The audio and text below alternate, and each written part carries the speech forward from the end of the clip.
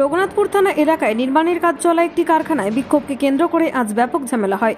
বিক্ষোভকারীদের ছোড়া ইট, পাথর ও লাঠির আঘাতে রঘুনাথপুর থানার আইসি সহ বেশ কয়েকজন পুলিশকর্মী আহত হয়েছেন। রঘুনাথপুর থানার আইসি অর্ঘ্য মণ্ডল বর্তমানে দুর্গাপুরের একটি বেসরকারি হাসপাতালে চিকিৎসাধীন। তার মাথায় 16টি সেলাই করা হয়েছে। ঘটনায় এখনো পর্যন্ত পুরুষ ও মহিলা মিলে প্রায় 15 জনকে গ্রেপ্তার করা হয়েছে। এলাকায় বসানো হয়েছে পুলিশ পিকেট। ঘটনা প্রসঙ্গে জানা গিয়েছে, রঘুনাথপুর থানা এলাকার লক্ষ্মণপুর গ্রামের কাছে একটি বেসরকারি স্টিল প্রস্তুতকারক কারখানার কাজ চলছে। গতকাল সোমবার কারখানাতে জমিহারা ও স্থানীয়দের কাজের দাবিতে একটি স্থানীয় ও জমিহারা নামে সংগঠন আন্দোলন শুরু করে। ওই দিন কারখানায় কোনো শ্রমিককে ঢুকতে দেওয়া হয়নি। কারখানায় কোনো গাড়ি ঢুকতেও বা বের হতেও পারেনি। তবু গতকাল কর্তৃপক্ষ সংগঠনের সদস্যদের সঙ্গে কোনো রকম আলোচনায় বসেনি। ফলে সংগঠনের সদস্যরা এদিন সকালে আবার আন্দোলন শুরু করেন। আন্দোলনের খবর পেয়ে রঘুনাথপুর থানার আইসি সহ বেশ কিছু পুলিশকর্মী ঘটনাস্থলে যান। আন্দোলনকারীদের মূল গেট থেকে সরিয়ে দেওয়া হয়। আন্দোলনকারীরাও চলে যান। অভিযোগ, কিছু সময় পরেই লক্ষ্মণপুর গ্রামের শতাধিক পুরুষ মহিলা লাঠি, ইট, পাথর নিয়ে কারখানার মূল গেটে আসেন। পুলিশকে উদ্দেশ্য করে ইট, পাথর ছোড়া হয়। পাথরের আঘাতে আইসি মাটিতে পড়ে যান। আইসি মাটিতে পড়ে যেতেই কিছু পুরুষ ও মহিলা তাকে লাঠি দিয়ে আঘাত করতে শুরু করে বলে অভিযোগ। অন্যান্য পুলিশ কর্মীরা আইসিকে উদ্ধার করে দ্রুত চিকিৎসার জন্য হাসপাতালে পাঠায়। খবর পেয়ে জেলার অতিরিক্ত পুলিশ সুপার অম্লান কুসুম ঘোষ বিশাল পুলিশ বাহিনী নিয়ে ঘটনাস্থলে যান। লক্ষ্মণপুর গ্রামে অভিযান চালানো হয়। গ্রামের 10টি বাড়ি থেকে প্রায় 15 জন পুরুষ ও মহিলাকে গ্রেপ্তার করা হয়েছে। কয়েকটি বাইক ও সাইকেল বাজেয়াপ্ত করা হয়েছে। কারখানার জেনারেল ম্যানেজার বিপুল পানিগিরি বলেন, সম্পূর্ণ অনৈতিকভাবে কিছু জন গেট বন্ধ করে আন্দোলন করছিলেন। বিষয়টি আমরা প্রশাসনকে জানিয়েছিলাম। প্রশাসন পদক্ষেপ গ্রহণ করেছে।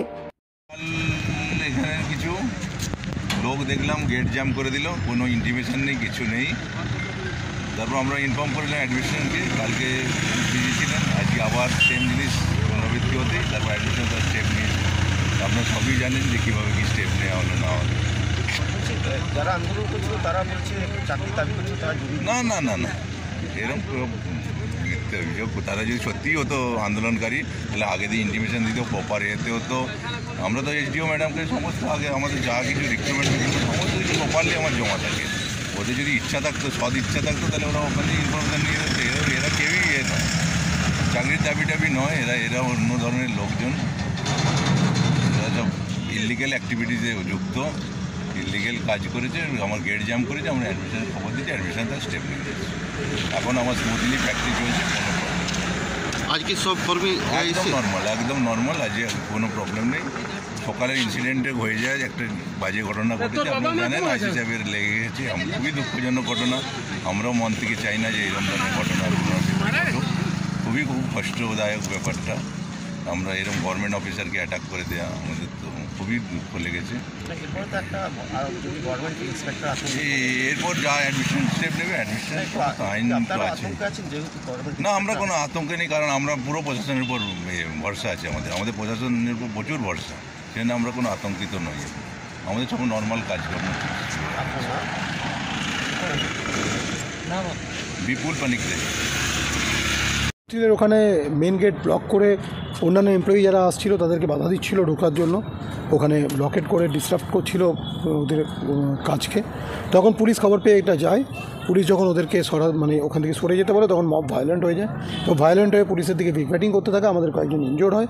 এই প্রসেসে আমরা এখনও পর্যন্ত 13 জনকে এই ব্যাপারে ডিটেন করেছি। আরও রেড চলছে। যারা যারা এই ব্যাপারে দোষী আছে, যারা যারা এই কাজটা করেছে, তাদের সবাইকে অ্যারেস্ট করা হবে। হ্যাঁ, আহত হয়েছেন, ওনার চিকিৎসা চলছে। স্যার, ইন্ডাস্ট্রি তো একটা অন্যতম গুরুত্বপূর্ণ ঘটনাই হয়েছে এবং সেটা অ্যাডমিনিস্ট্রেশন ভালো করে দেখছেন।